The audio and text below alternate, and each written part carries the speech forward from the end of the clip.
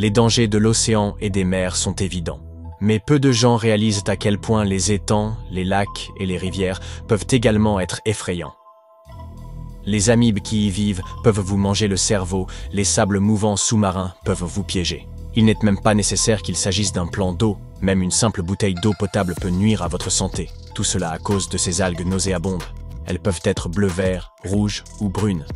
Touchez-les, et ce sera peut-être votre dernier jour. De nombreuses espèces d'algues sont toxiques pour les humains et les animaux. Ces petites boules vertes sont des cyanobactéries, et elles peuvent donner lieu à des proliférations d'algues nocives.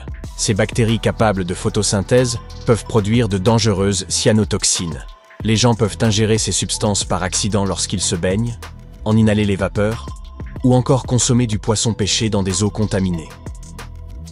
Les toxines algales sont si répandues que même l'eau que vous buvez tous les jours peut en contenir. L'eau en bouteille vendue en supermarché est toutefois beaucoup plus sûre. Selon les estimations, 30 à 48 millions d'Américains s'approvisionnent en eau potable dans des lacs et des réservoirs qui peuvent être périodiquement pollués par des cyanobactéries. Dans de tels cas, les algues peuvent causer de graves problèmes de santé, selon la classe de cyanotoxines dont il s'agit. Elles peuvent provoquer des irritations cutanées, des lésions hépatiques, des problèmes respiratoires, et ainsi de suite. Vous devez également veiller à la santé de vos animaux de compagnie.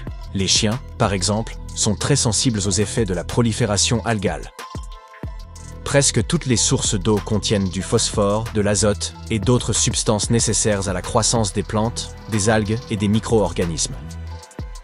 Ceci est tout à fait naturel et essentiel au maintien de la vie dans les écosystèmes aquatiques. Cependant, lorsque ces substances sont présentes en trop grande quantité, elles polluent l'eau et favorisent la croissance d'algues et de bactéries nocives. Ce phénomène se produit souvent à proximité des villes et des zones rurales, lorsque des flux pollués se déversent dans les plans d'eau ouverts. Les températures chaudes favorisent également la croissance des cyanobactéries. Elles commencent à se multiplier et à absorber davantage de lumière solaire, ce qui réchauffe encore plus l'eau et accélère l'efflorescence des algues. Cela ne signifie pas pour autant que vous ne devez éviter que les algues. Les courants marins constituent également une menace sérieuse. Une fois encore, ce phénomène ne se produit pas uniquement dans les mers et les océans, mais également dans les lacs. C'est par exemple le cas dans les grands lacs d'Amérique du Nord. Les courants dans ces lacs se forment en fonction de diverses conditions naturelles. La combinaison de vents violents, de fonds irréguliers, de pentes littorales, de vagues et d'autres facteurs créent des courants dangereux qui sont parfois invisibles à la surface. Si vous vous retrouvez un jour piégé par l'un de ces courants, il ne vous sera pas facile de vous en sortir. Certains courants peuvent dépasser les 8 km/h, soit une vitesse supérieure à celle d'un nageur olympique. Il existe différents types de courants, mais nous nous concentrerons ici sur les courants d'arrachement. Ceux-ci se produisent lorsque l'eau est piégée dans une petite poche entre une zone peu profonde et la plage. L'eau s'y accumule et ne peut s'écouler. Elle continue de s'accumuler jusqu'à ce que la pression devienne trop forte et que l'eau perce un passage étroit, ce qui lui permet alors de s'écouler avec une grande puissance. Si vous vous trouvez pris dans ce courant, il vous emportera vers le large. Pour vous sauver, vous devez nager latéralement. Il existe également des courants dangereux qui longent le rivage. Vous nagez un peu vers l'avant et le courant commence à vous emporter latéralement. Dans ce cas, vous devez nager en diagonale vers le rivage, tout en suivant le courant. Mais l'un des dangers les plus importants, sinon le plus important, ce sont les sables mouvants sous-marins. Une fois piégé, vous serez en grande difficulté, car plus vous vous débattrez, plus le sable restreindra vos mouvements. Lorsque de l'eau provenant d'une source naturelle, par exemple d'un puits artésien, remonte et perturbe le lit d'une rivière, cela crée un mélange meuble et dense tout au fond, et un terrible piège. Ce mélange est trop instable pour supporter votre poids, mais trop dense pour vous permettre de vous échapper. Un grand danger peut également se cacher dans les eaux stagnantes, où se produit un phénomène de remontée d'eau provenant de sources souterraines. Outre les sites sous-marins, les sables mouvants se trouvent le plus souvent près des côtes, dans les marécages et à proximité des berges. Pour comprendre comment s'échapper d'un sable mouvant, voyons comment le phénomène fonctionne. Le sable mouvant est un mélange d'eau et de matériaux denses, tels que du sable, du limon ou de l'argile. Cette combinaison crée une surface qui semble solide, mais qui s'effondre sous l'effet du poids ou des vibrations. La partie solide du sable mouvant constitue la plus grande partie de sa masse, mais l'eau vient créer un espace entre les particules. Lorsque cette substance visqueuse est soumise à une contrainte externe, sa viscosité se modifie et elle agit alors comme un gel. Lorsque vous marchez dessus, la densité de ce gel diminue et vous commencez à vous enfoncer. Le sable autour de vos pieds s'effondre et se resserre. Plus vous bougez, plus le mélange se liquéfie et plus les particules de sable se compriment autour de vous. Dans les films, on voit souvent les sables mouvants engloutir complètement une personne. Mais en réalité, cela fonctionne différemment. Vous ne vous enliserez que jusqu'à la taille, mais vous ne pourrez plus ressortir. Si vous vous trouvez piégé dans des sables mouvants près d'une rive, il y a un risque que la marée monte et que l'eau inonde rapidement la zone. Vous risquez également de souffrir d'hypothermie ou de difficultés respiratoires. Les problèmes sont nombreux et il n'y a que deux solutions.